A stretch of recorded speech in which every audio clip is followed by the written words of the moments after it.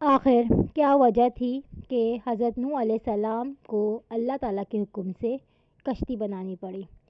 Welcome to Iqra's vlog. السلام علیکم۔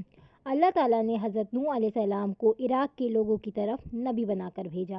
عراق کے لوگ بتوں کی پوجا کرتے تھے۔ حضرت نوح علیہ السلام نے انہیں بتوں کی پوجا کرنے سے منع کیا اور اللہ تعالیٰ کی عبادت اور بندگی کی طرف بلایا۔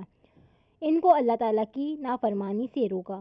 حضرت نوح علیہ السلام ان لوگوں کو مسلسل 950 سال تک اللہ تعالیٰ کی بندگی کی طرف بلاتے رہے، مگر بہت تھوڑے لوگ ہی ایمان لائے۔ اکثر لوگوں نے آپ کی بات سننے سے انکار کر دیا۔ حضرت نوح علیہ السلام ان لوگوں سے نا امید ہو گئے تو آپ نے اللہ تعالیٰ سے ان لوگوں کو تباہ و برباد کرنے کی دعا کی۔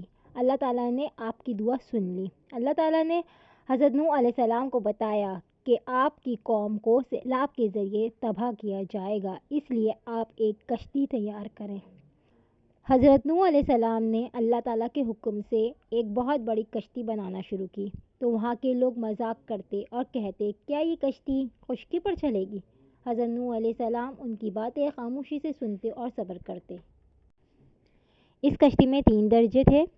نچلے طبقے میں درندے، پرندے اور حشرات الارض وغیرہ، درمیانی طبقے میں چوپائے یعنی جانوروں کے لیے، اور بالائی طبقے میں خود اور مومنین کے لیے جگہ بنائی۔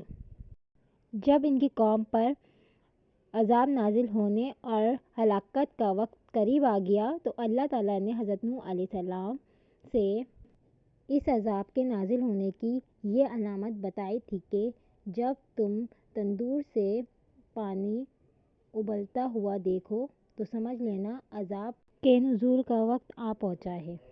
اللہ تعالیٰ نے آپ کو حکم دیا کہ ایمان والوں کو کشتی میں سوار کر لو۔ حضرت نوح علیہ السلام کے اہل خانہ کے 7 افراد اور وہ لوگ جو آپ پر ایمان لائے ان کی کل تعداد 80 تھی۔